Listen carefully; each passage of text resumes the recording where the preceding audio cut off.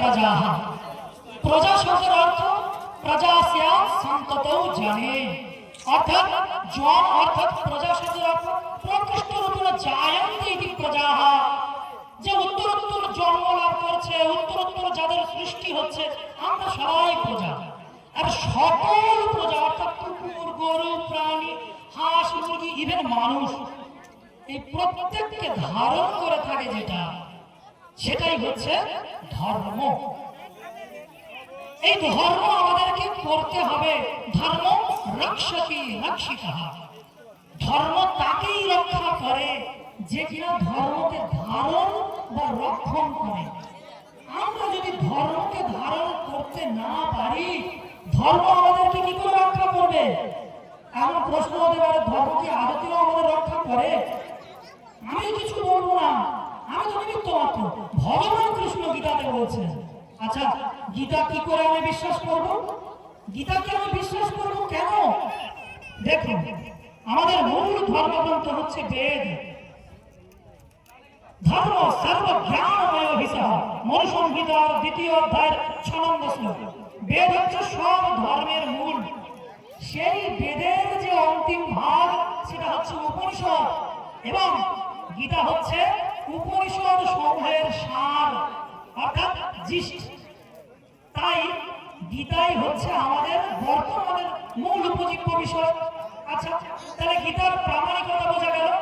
ভগবান কৃষ্ণ গীতাতে যা যা বলেছেন তাই তাই পালন করতে হবে, তবেই আমরা ধর্ম পালন করব।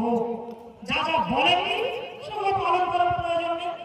আচ্ছা গীতায় কি ভগবান বলেছেন ধর্ম করতে হবে? অবশ্যই বলেছেন। গীতায় ভগবান বলছেন স্বল্পমপ্যস্য ধর্মস্য ত্রায়তে মহতো ভয়াৎ। অর্জুন যদি তুমি সামান্য মাত্র ধর্ম পালন করো এই ধর্ম তোমাকে বড় বড় বিপদ থেকে রক্ষা করবে। স্বল্পমপ্যস্য ধর্মস্য ত্রায়তে মহতো ভয়াৎ। আচ্ছা তাহলে ধর্ম আমাদেরকে রক্ষা করে। ভগবান কৃষ্ণ এটাতে প্রুফ দিলেন, শিলমোহর মেরে দিলেন। তবে ভগবান কৃষ্ণকে আমরা মানি, ভগবান কৃষ্ণের প্রত্যেকটা কথা আমাদের মেনে চলতে হবে। ধর্ম করব কিন্তু ধর্মটা কি, তাই না? দ্বিতীয় প্রশ্ন আসবে ভগবান তো ধর্ম করতে হবে কিন্তু হোয়াট ইজ দ্য ধর্ম? ধর্মের ডেফিনিশন কি, লক্ষণ কি? এই প্রসঙ্গে গীতাতেই ভগবান বলেছেন।